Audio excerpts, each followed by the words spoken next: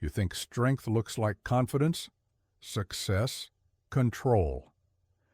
But what if I told you the strongest people are the ones who've been shattered and rebuilt in silence? What you're about to see isn't obvious, it's hidden, and it changes everything. Silent strength. Some people enter a room and shift the atmosphere without saying a word. That's not charm or performance. It's silent strength, the kind that comes from walking through fire and learning not to scream. Their presence is calm, but their history is volcanic. You can feel the weight they carry quietly. Jung called this individuation, becoming whole by integrating the fragmented parts of yourself. Silent strength is born when you stop running from your pain and start listening to it. You no longer need approval because you've met yourself in your darkest hour and survived. This kind of strength doesn't seek recognition. It's not loud or flashy. It's still, anchored, unshakable. It comes from learning to sit with discomfort, to breathe through chaos, to rebuild without applause. That's not fragility. That's resilience forged in silence. It's often mistaken for coldness, but it's not. People who've developed this strength have simply learned how to regulate their energy. Their self-awareness protects them. Their quiet is intentional. They don't avoid feeling. They've just learned how to feel without unraveling. With time, this inner solidity becomes a guide. It helps you make decisions without panic. It teaches you how to say no without guilt. It creates boundaries that aren't defensive, but sacred. And through this stillness, you find clarity. But silent strength isn't the end of the journey, because once you've become whole within, a new challenge appears. How do you hold space for the pain of others without losing yourself again? And that question leads us straight into the realm of deep empathy. Deep empathy. True empathy isn't learned in books. It's carved into the soul by pain. People who've suffered don't just understand you, they feel you. They've been to the depths, so when they hear your story, something ancient stirs in them. It's not pity, it's shared pain that recognizes itself. Jung's idea of the collective unconscious explains this. We all carry universal experiences, emotions, and symbols. Deep empathy taps into that hidden river. That's why you can meet someone for 5 minutes and feel seen. Not logically, but soulfully. This level of connection sharpens your intuition. You start sensing what others don't say. You feel emotional shifts before words catch up. It's not magic. It's sensitivity turned into perception, sculpted by hardship, and tuned through silence. But empathy isn't just softness. It's strength disguised as gentleness. It's staying open even when you know the cost. It's crying quietly for others without them ever knowing, and it's choosing compassion when judgment would be easier. Over time, this empathy becomes more than a feeling. It becomes a calling. People are drawn to you not because you fix them, but because they feel safe. They feel held without being smothered. That's rare. And it only comes from someone who's done their own inner work. But empathy alone isn't enough. To truly hold space for others without losing yourself, you need a deeper level of inner clarity. And that takes us to the next step, the rising power of heightened self-awareness. Heightened self-awareness. Pain forces you to look inward. When life collapses, there's nowhere left to run. Only in. And in that silence, you start noticing things, your thoughts, your patterns, your emotional reflexes. This isn't overthinking. It's self-awareness, waking up from a long sleep. Jung believed the shadow, the repressed, hidden parts of ourselves, only loses power when we look directly at it. The more you become aware of your reactions, the more you understand they're not random. They're signals from within asking to be heard. With self-awareness comes accountability. You stop blaming the world and start asking deeper questions. Why do I respond this way? What is this emotion pointing to? That's the beginning of inner transformation. Change that starts with truth, not shame. But awareness alone isn't healing. It's just the doorway. What matters is what you do with that awareness. You can use it to judge yourself, or to understand, integrate, and evolve. That's the choice that separates growth from guilt. This process often requires solitude, not isolation, but intentional. Time to reflect, to untangle, to listen. And with each insight, you reclaim power over your story. You begin to live from clarity, not reaction, from observation, not chaos. And as your self-awareness deepens, something else begins to shift. Your need for black and white answers fades. You start to feel more at home in ambiguity, the very space where the next layer of growth is waiting. Embracing ambiguity. Life isn't clean or simple. It's contradictory, uncertain, messy. But those who've suffered stop expecting clarity. They start accepting that some truths come wrapped in paradox, that healing and pain, love and loss can exist in the same breath. Jung called this the transcendent function, the unification of opposites that births new insight. You don't need to resolve the tension, you need to hold it. That holding creates space for something higher than logic, integration, living. In ambiguity means letting go of absolutes. It's realizing you can feel grief and gratitude at the same time, that you can love someone and still walk away. This isn't weakness, it's emotional maturity born from surrender. The more you live with ambiguity, the less you force outcomes.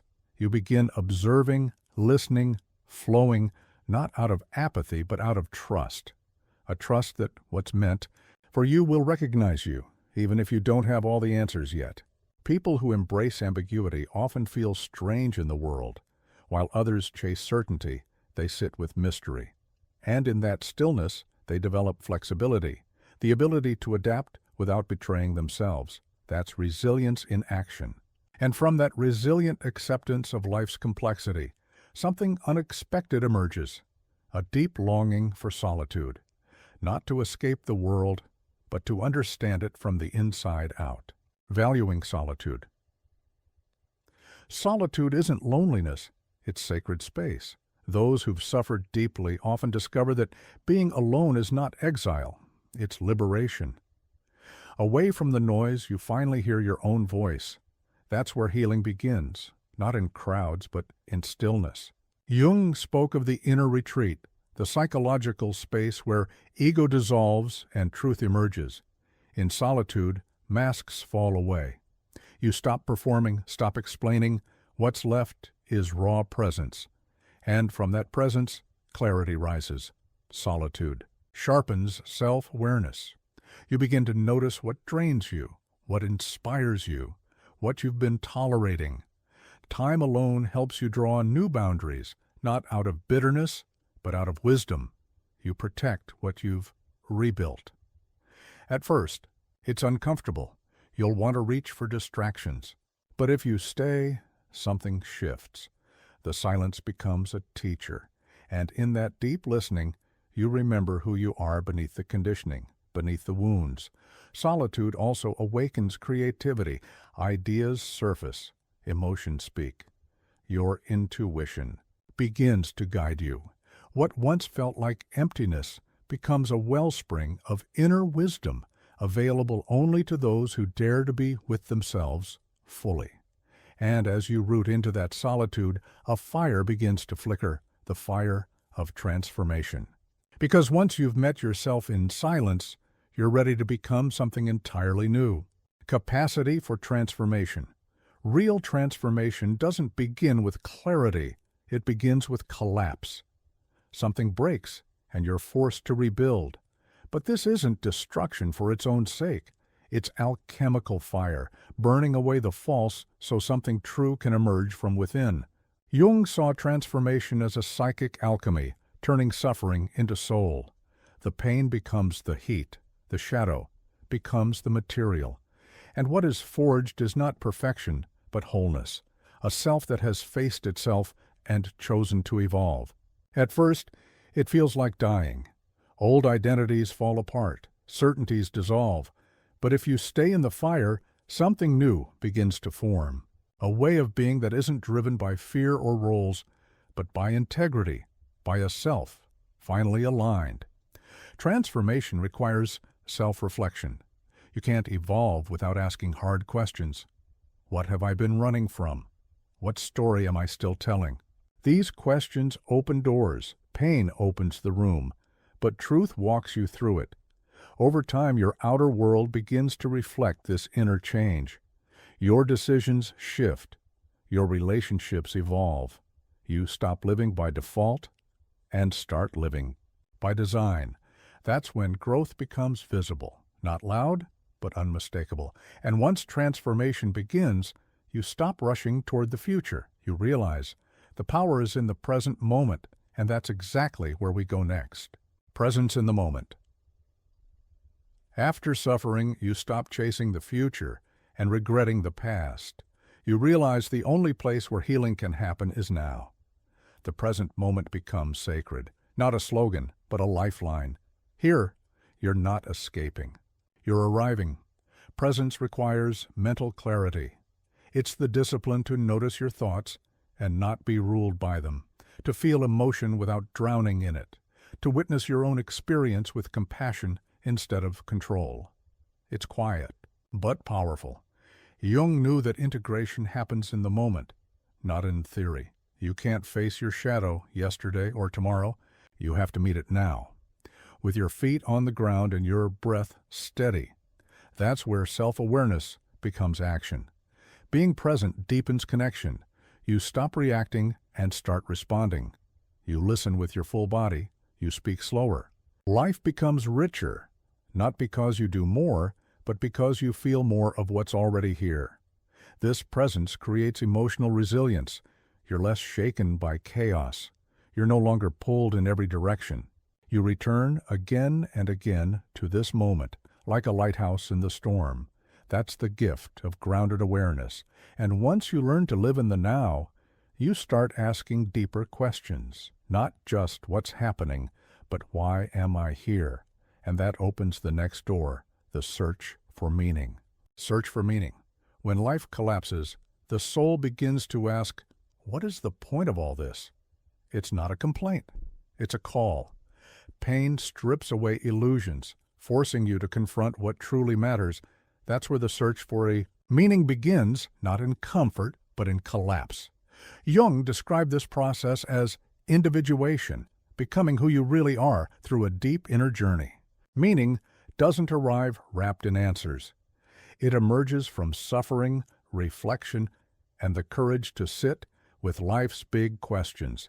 The search isn't linear. Some days it feels clear, others completely lost, but even that confusion has value. It shows you what no longer fits. And that opens space for something more authentic. Purpose not handed to you, but forged within. Sometimes meaning whispers through synchronicities, symbols, and unexpected moments. Other times it grows from your wounds, when you realize that what once hurt you can now help someone else. That's transformation through connection. As meaning deepens, your life reorients. You stop chasing validation. You start protecting your energy. You align your choices with what feels real, even if no one else understands. Because once you've touched meaning, you stop tolerating emptiness. And when you begin to live from that place of purpose, a new question rises.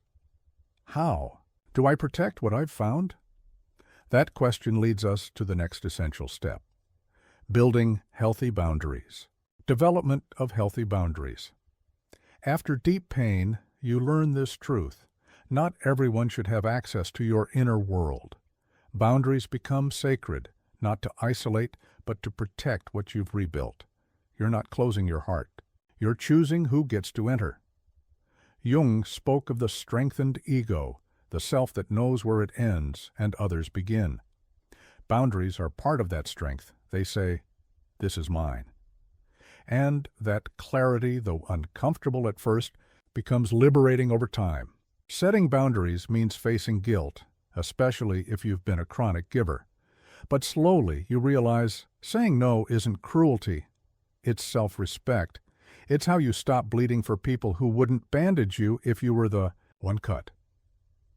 Over time, your boundaries evolve. They're not rigid walls, they're living agreements. You begin to sense what supports your peace and what drains it. You speak up. You withdraw when needed. You protect your emotional integrity. And as you live by these limits, your relationships change. Some fade, others deepen, because only those who honor your boundaries are truly capable of real connection. That's when love stops being sacrifice and becomes mutuality.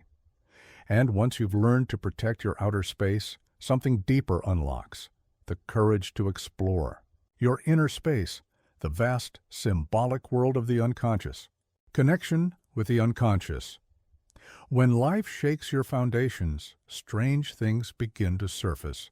Dreams, symbols, emotions you can't explain. This isn't instability, it's your unconscious speaking. Jung taught that healing begins when we stop ignoring this deeper realm and start listening. There are two levels to the unconscious: the personal, which holds your forgotten wounds, and the collective, filled with ancient archetypes we all carry. When you connect to both, you stop reacting blindly and begin moving with inner wisdom. This realm doesn't use logic, it speaks in metaphor. Nightmares become messages, coincidences, feel loaded with meaning. These are not accidents, they're expressions of the deep psyche trying to guide your transformation. Tools like active imagination and dream analysis help you dialogue with this inner world. You begin to meet your shadow, your inner child, even parts of yourself you didn't know existed. Integration replaces repression. Wholeness replaces fragmentation. As you explore this symbolic terrain, your intuition sharpens. You start trusting what you feel before you can explain it. You realize that your deepest truth doesn't live in your thoughts. It lives in what your unconscious reveals when you're finally quiet. And once this inner dialogue begins, a new sense of clarity emerges, not rational, but instinctive. And that prepares the ground for what comes next, the rise of a sharpened intuition that starts guiding your every step. Sharpened intuition. Intuition isn't guessing.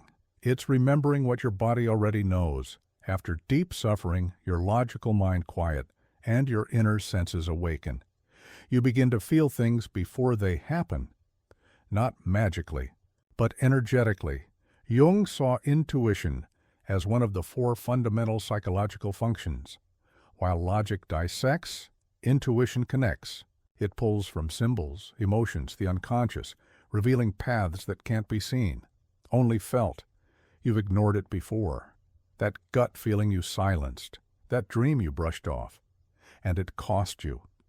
Pain taught you to stop second-guessing yourself. Now you listen, you feel the shift, and slowly you begin to trust your own inner compass. Intuition isn't loud, it whispers, it arrives without proof. That's why most people dismiss it. But you've learned to slow down, to sense, to catch the subtle signal beneath the noise. It's not paranoia, it's perception honed by awareness. This trust changes your life. You move differently. You speak when it feels right. You leave when something feels off, even if you can't explain why.